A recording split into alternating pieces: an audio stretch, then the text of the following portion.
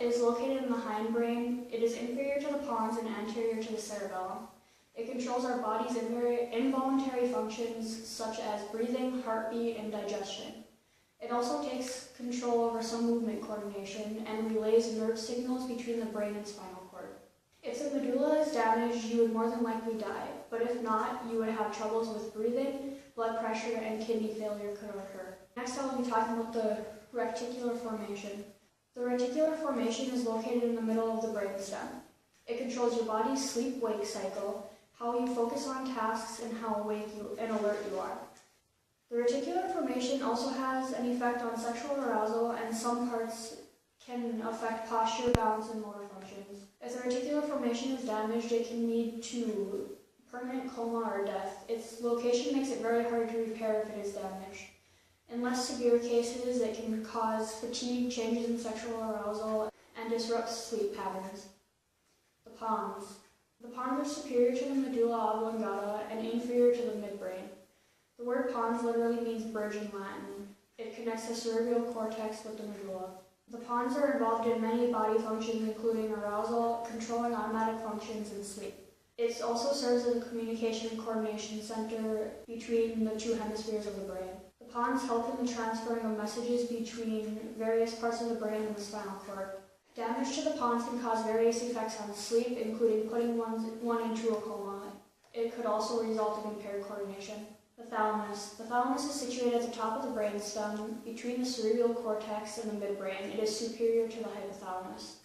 It is involved in sensory perception and regulation of motor functions. The thalamus connects areas of the cerebral cortex that are involved in sensory perception and movement with other parts of the brain and spinal cord that also have a role in sensation and movement. It even has an effect on sleep and awake states. If damage to the thalamus occurs, it could cause fatigue, lack of attention, lack of sensation, and pain. The cerebellum. The cerebellum is situated at the base of the skull, above the brainstem and beneath the occipital lobes and the cerebral cortex. It controls motor movement, coordination, balance, equilibrium, and muscle tone. Damage to the cerebellum can lead to loss of coordination or motor movement, the inability to judge distance and when to stop, movement tremors, weak muscles, and slurred speech. Limbic system. The limbic system is located on top of the brainstem and buried under the cortex. It is made up of multiple different structures, including the amygdala, the hippocampus, the thalamus, and many others. Limbic system structures are involved in many of our emotions and motivations, particularly those related to survival, such as fear and anger. The limbic system is also involved in feelings of pleasure that are related to our survival, such as those experienced from eating. Some parts of the limbic system play a role in memory, too. People with limbic system damages can have memory problems like amnesia, Alzheimer's, also mood swings and other emotional challenges like bipolar disorder. Considering how complex one brain is, it is amazing that we even know anything about it. Today I'm going to be going over some various parts of the brain, starting with the amygdala. The amygdala is an almond-shaped set of neurons located deep in the brain's medial temporal lobe. The amygdala forms part of the limbic system. It is shown to play a key role in the processing of emotions. In humans, the amygdala is linked to both fear responses and pleasure. Conditions such as anxiety, autism, depression, post-traumatic stress disorder, and some phobias are suspected of being linked to abnormal functioning of the amygdala. The hippocampus is located in the medial temporal lobe.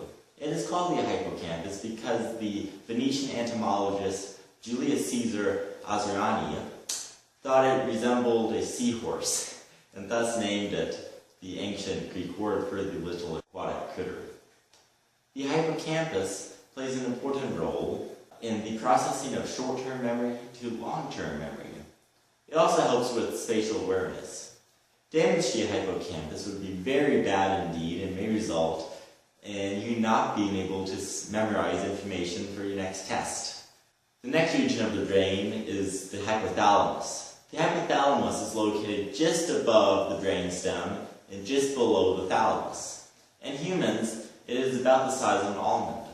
The most important function of the hypothalamus is to control the pituitary gland. Without the love and guidance of your hypothalamus, your pituitary gland would send your endocrine system into a chaotic mess of hormones and chemical signals. Not a very nice way to go. Speaking of the pituitary gland, it is an endocrine gland about the size of a pea in humans. It exists as a protrusion off the bottom of the hypothalamus at the base of the brain. The pituitary gland sits on a bony hollow called the pituitary fossa. The pituitary gland regulates a multitude of physiological responses, including stress, growth, and reproduction. It is divided into 3 parts. The 2 main ones are the front part, called the anterior pituitary, and the back part called the posterior pituitary. The anterior pituitary makes several important hormones: growth hormone, puberty hormones, thyroid-stimulating hormones. The posterior pituitary, however, makes the fluid balance hormone called antidiuretic hormone. Damage to this little gland causes the gland to produce excess hormones, or it can block hormones production altogether. As you can imagine, that's not a very good thing. The final point I will talk about is called the spinal cord. We've all heard of the spinal cord. It is a long, thin, tubular bundle of nervous tissue that supports cells and extends from the medulla oblongata in the brainstem. The brain and spinal cord together make up the central nervous system.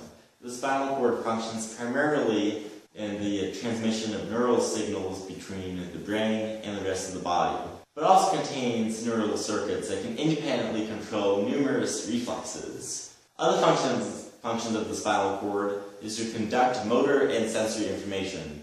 Without your spinal cord, you may not be able to feel the parts of your body, and severe damage to your spinal cord may result in paralysis. The Wernicke's area, which is one of the 2 parts of the cerebral cortex, is located in the Broca's area of 22 inside the posterior section of the superior temporal cortex in the dominant cerebral hemisphere.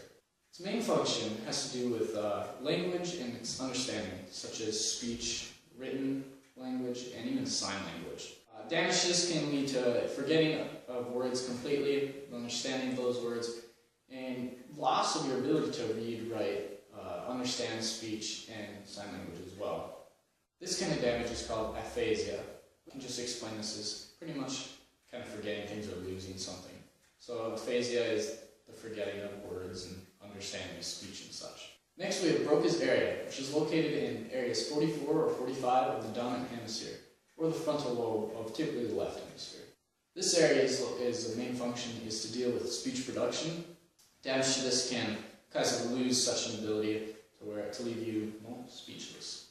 Such damage to this area is referred to as Broca's area aphasia, or expressive aphasia. It's suggested that when damage is occurred over a slow rate, over a long period of time, such as from a brain tumor, its function of speech production can actually be passed on to another area and can leave your total speech production kind of intact. The sensory cortex, or known as the somatosensory cortex, is located in the cerebral cortex, right next to the motor cortex, within the post-central guys. The somatosensory cortex is involved in your sense of feel and your nervous system. It is the one that takes impulses that are sent up from your nerves, say in my hand when I touch this table, impulses are being sent up to the sensory cortex, and the sensory cortex will receive that and let the brain know, what it's supposed to be feeling right now. Damage caused by such injury or disease can leave yourself with partial or even none feel at all. An interesting thing is called neuroplasticity, which is involved in kind of balancing things out. This is something the cortex does when areas of your body is very active in sending a lot of neural impulses. So if I just constantly tap my fingers like this, the area in the cortex that is involved in the tips of my fingers will grow bigger to be able to handle such a constant use. And next we have the motor cortex. The motor cortex is another part of the cerebral cortex, which is involved in the planning, executing, and controlling of certain voluntary actions. The motor cortex can be divided into several parts, a few of which are primary cortex, which is the main contributor to the neural impulses that get sent down your spinal cord to the areas that will need to know what they need to do. So it's the one that's sending the signals to tell others what to do. Premotor cortex, which is the cortex that takes those signals and executes them. It simply gets the signals, gets told what to do, and then does that. It's linked to sensory guidance and overall just the movement. The supplementary area is the area that plans out all the movements. It's the one that's actually telling them what to do. So it's the one that realizes I'm moving my hand, tells what type of signals to be sent, which gets received and then is executed.